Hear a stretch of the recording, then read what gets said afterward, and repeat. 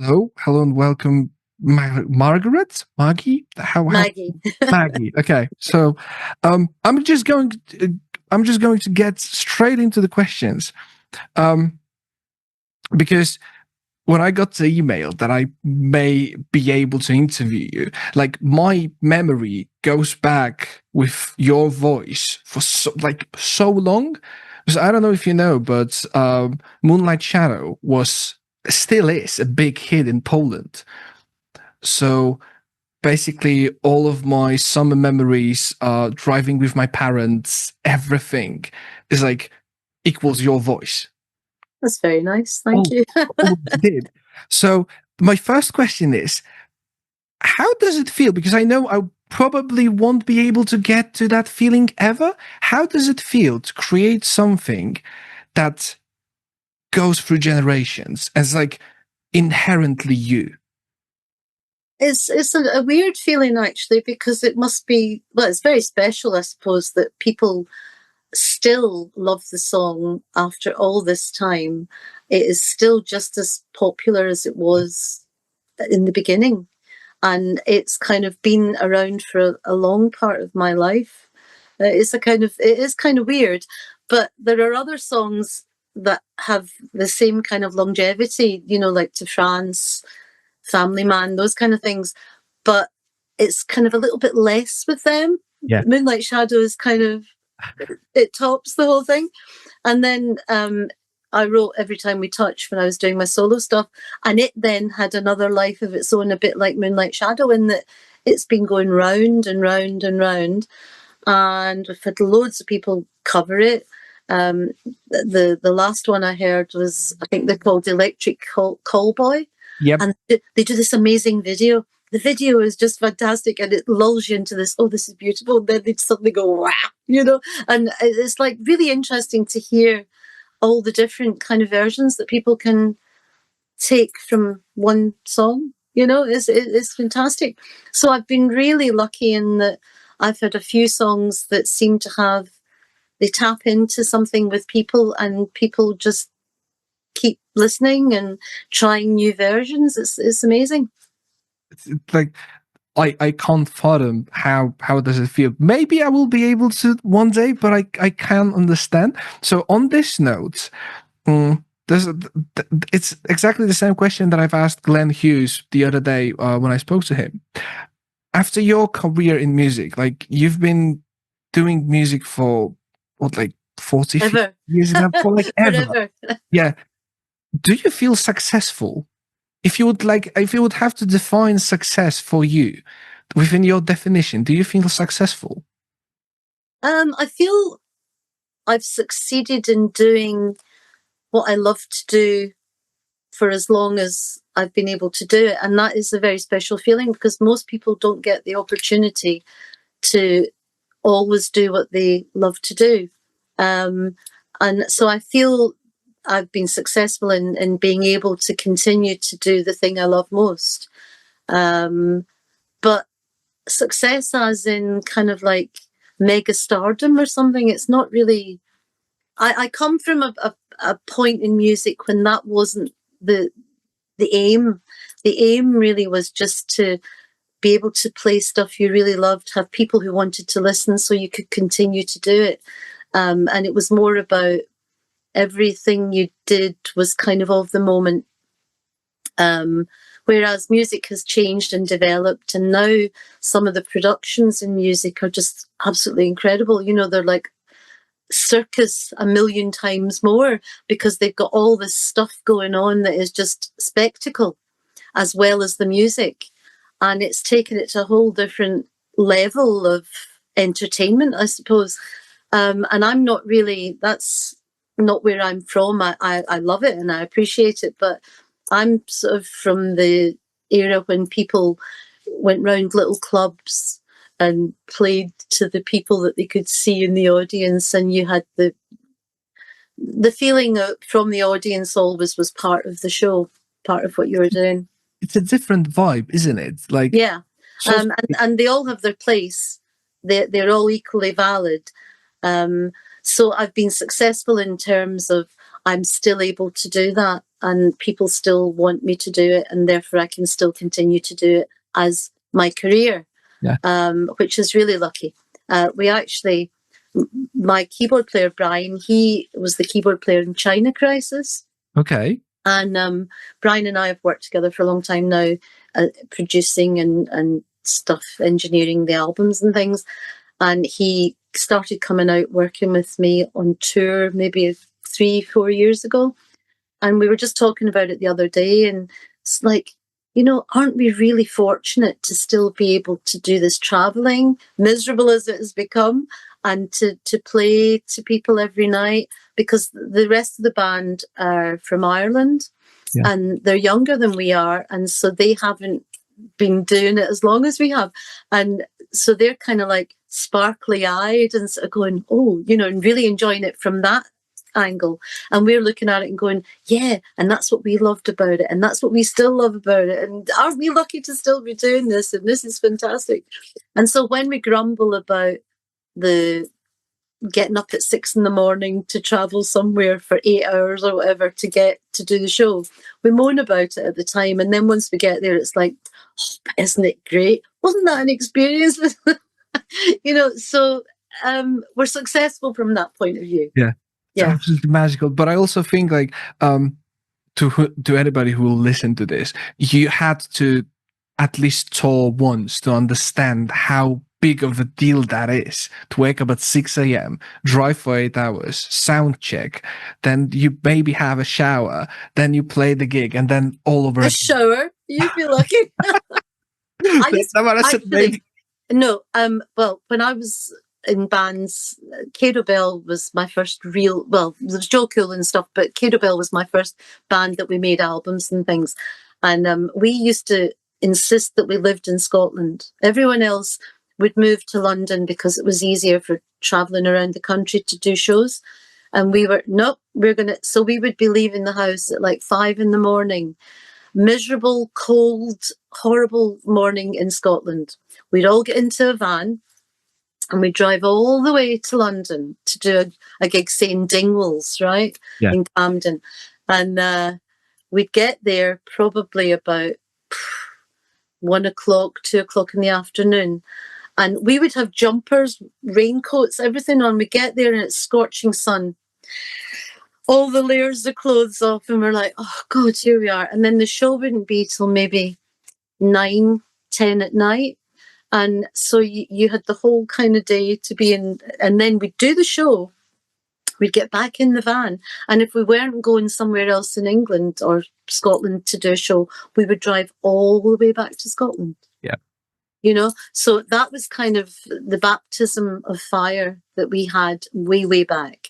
So anything from then on is luxury, you know. Oh, what? We get a proper seat in the van. Oh, thank you.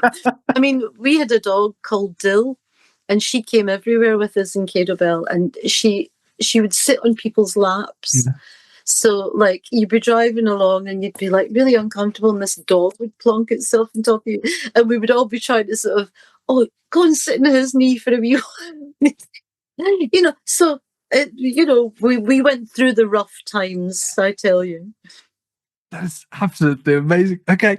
On this note, because I think we're touching the subject somewhat, from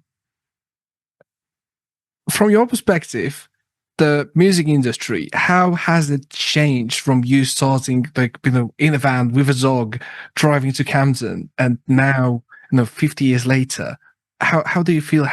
Has it changed really?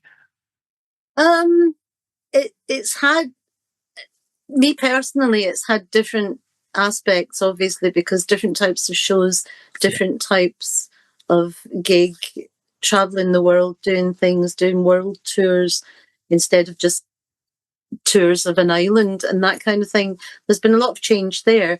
But like we were saying, music has changed. So I think it was Genesis started with it. Was it 10 truckloads or was it 15? Yeah. They started like the big sort of tour thing. And from there, I think it's gone even bigger.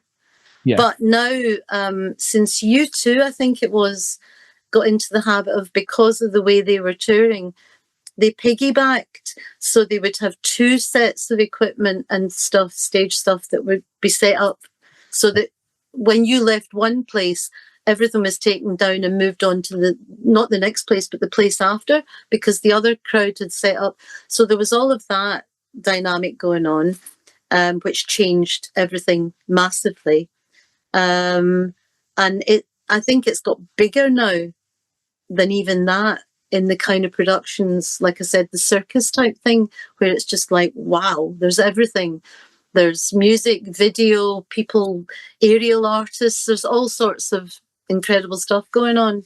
And then you come back to somebody like me, and I just like to do the old fashioned kind of gigs where you turn up, your equipment gets set up, and then you do a show. And then you kind of sit there and go, wasn't that good fun? And you all have a laugh and you meet people and you maybe have time to have a look around the town or the place that you're staying, which is always my favourite because I really enjoy seeing different places. And I'm sad that I don't do small out of the way places so much anymore, because I used to love that, because you would turn up somewhere that nobody would ever visit for a holiday because it's just an unknown place, and you turn up there and you would just see how interesting it was, and it's like, wow, this is really good. I don't get to do so much of that now because they don't ask me to go to those places, but I do love doing the castles. I love doing shows in castles. Something magical about it. We've been doing quite a few of those in the last few years, and it's always amazing to see all the heraldry and everything inside the castle. It's just like, wow, how the other half lived. You're basically like, you're a part of history, like literally. Like the castles. Exactly. Like you're playing something, as I said in the very beginning, like every single summer I remember when I was a kid, your voice is like a part of it. Well, that's lovely. That's very nice to hear. So yeah, and also on that note, we've been touching on like various subjects, but within like the same vicinity. Is there anything musically, like after all of those years, you would like to do?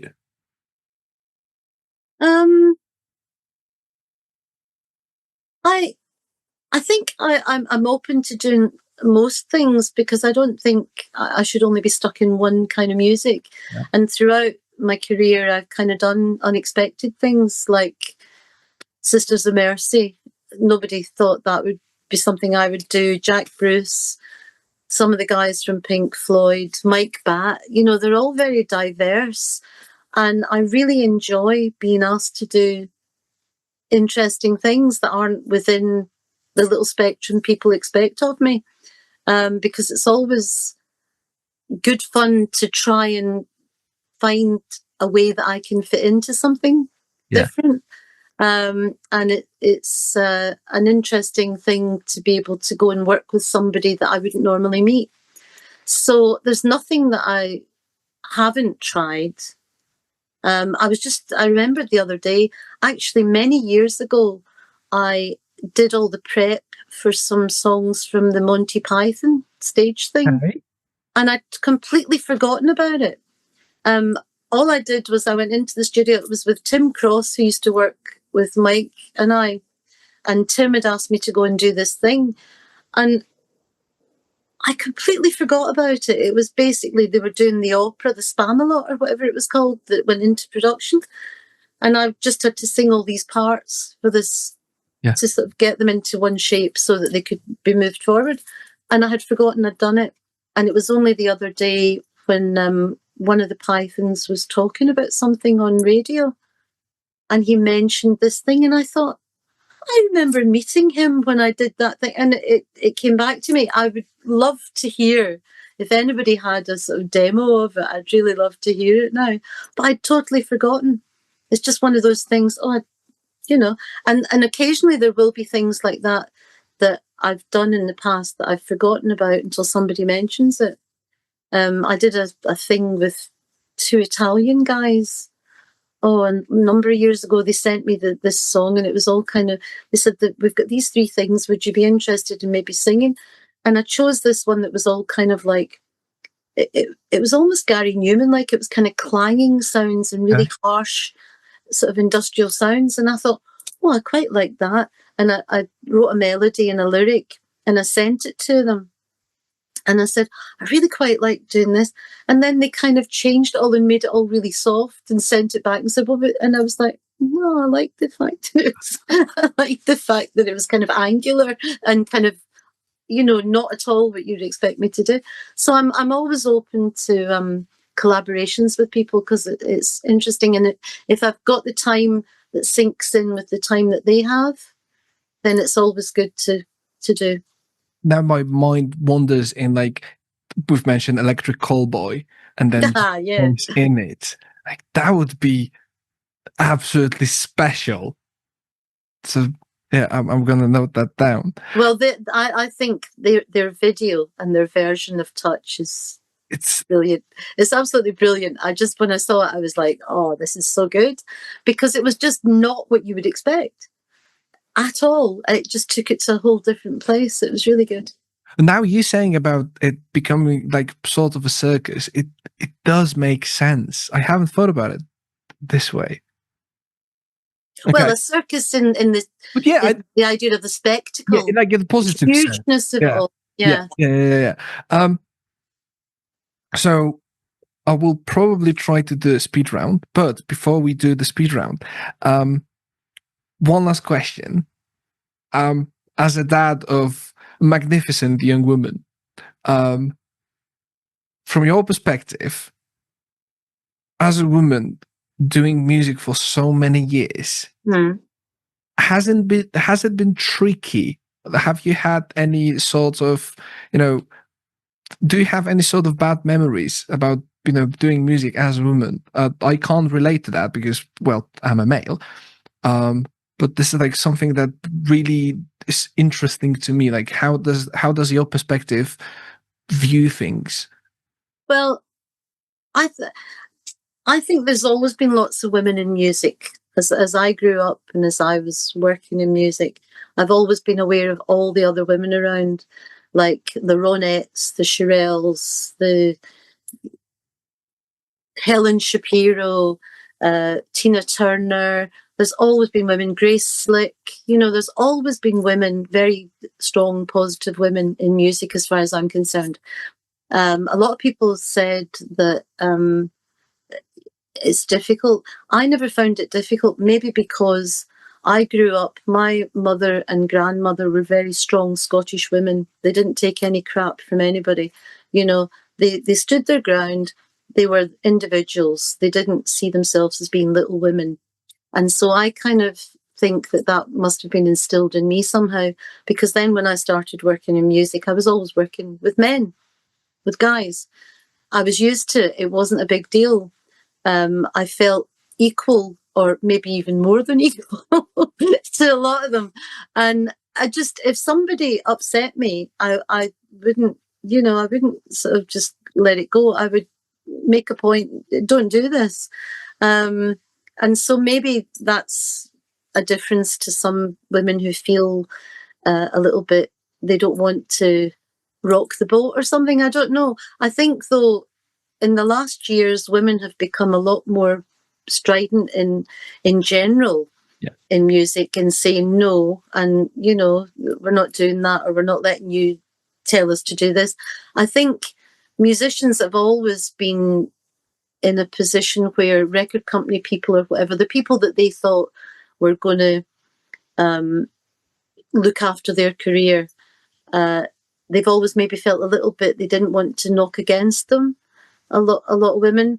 But I think that's the same with young guys as well in music. If they weren't sure of the business side of it, then they always would let the people who supposedly knew about the business tell them what to do and stuff. And they didn't want to sort of go, oh, no, don't do that. Yeah. So I kind of think the tables have turned a little bit now, and people are standing up for themselves. Women are standing up for themselves and saying, no, we don't want those photographs like that. We don't want this. If you're trying to turn somebody into a bit of a bimbo, They can now turn around and say, no, we're not wearing that frock. We want to wear this, and I think that's the difference, really, that nobody is being forced to put on a show of this is who I am when it's not who they are. People are You don't being want more to. themselves now. Okay, that's like that's a good point of view. Like, and but I'm like 100% with it. Like, if there's any women listening to us right now, please be yourself and please stand up for yourself and like don't take any crap from anybody. Exactly, because it's so easy to feel, oh, I don't know about this, therefore I have to take what they're saying as being gospel of how it is. And no, it's not. If you don't know about something, ask. Yeah. Try and find, because with internet and stuff now, you can find out a lot of stuff maybe you didn't have easy access to before, particularly from the business angle and contracts and things like that. There's much more access to find out about that. So if you're unsure about something, it's easier now maybe to say, let me think about that. And you go away and you find out as much as you can, and then you make a decision what you actually want to do. Yeah. And sometimes that might mean walking away from what you think, like for somebody maybe who's going to get a record deal or something and they've been offered something, they're not sure about it, and it's not very good once they look into it. It might be a good idea to walk away, because if you are as good as they think you are, and there is a potential for you to earn money for them, someone else will feel the same.